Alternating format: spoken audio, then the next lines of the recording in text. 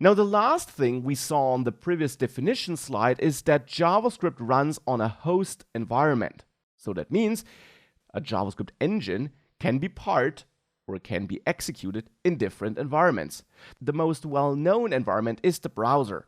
Modern browsers have JavaScript engines built in, and they're therefore capable of executing JavaScript code.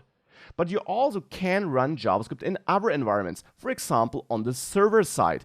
So right on a computer without having a browser in between. So not inside of a browser, but simply execute code like this on your machine. Now, JavaScript was invented to run in the browser to make websites more dynamic, to be able to change things on a website without loading a new page, you could say. Because JavaScript is able to closely work together with the loaded HTML code, with CSS. You can also use JavaScript to send background HTTP requests, so to send some behind-the-scenes requests and fetch data without reloading the page, and much, much more. And we'll do all of that throughout the course. Now, there also are certain things JavaScript can't do when it runs in the browser environment, though. For example, it can't access your local file system for security reasons, because otherwise every web page you visit would be able to read your file system, maybe delete files on your computer, and so on, which would be horrible, of course. And in general, it is running in a sandbox, you can say. It's not able to interact with your operating system and so on. The browser gives you certain things you can do in this environment and doesn't allow other things. Now, as I said, the browser is only one environment, though, the one for which JavaScript was invented, but not the only one we're restricted to right now. Instead, the JavaScript engine Google developed, V8 is the name of the engine, was extracted by some people to run JavaScript anywhere. Because the idea was, well, if we have the engine in the browser, why don't we take it out of the browser and then make it available as a standalone tool which you can use to execute JavaScript anywhere else directly on your machine. And this tool is in the end called Node.js. Now, in this course, I'll have a separate module about Node.js where I show you how that works and how it uses the same JavaScript syntax you learned throughout the course, but which new features it brings to the table.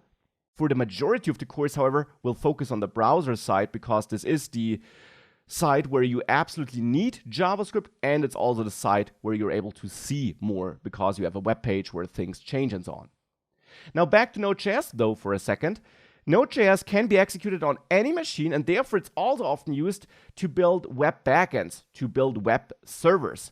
Server-side JavaScript is also something you often hear as a description for that.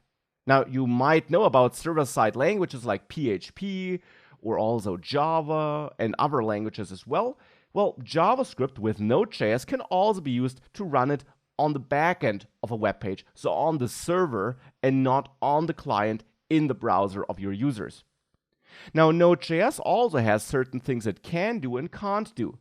Since it runs directly on a machine, in Node.js you're able to access the local file system, so you are able to write files and so on, because unlike browser-side JavaScript, Node.js code has to be executed actively by you. It's not like you visit a web page and then this starts happening. Instead, it can only access the file system on the machine where it executes, which, for example, is the server where it runs, not your machine.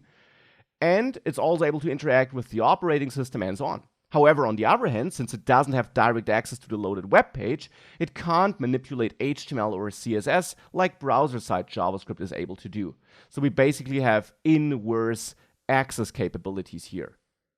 And these are the different environments where JavaScript is able to run. Now, in this course, we'll focus on the browser side because the JavaScript syntax you learn will be the same no matter in which environment you run JavaScript code. But in the browser, we simply have more visual feedback and can see what happens. Nonetheless, as I said, we have this separate Node.js module later in the course where I'll also dive into the different things we can do in Node.js and how that works.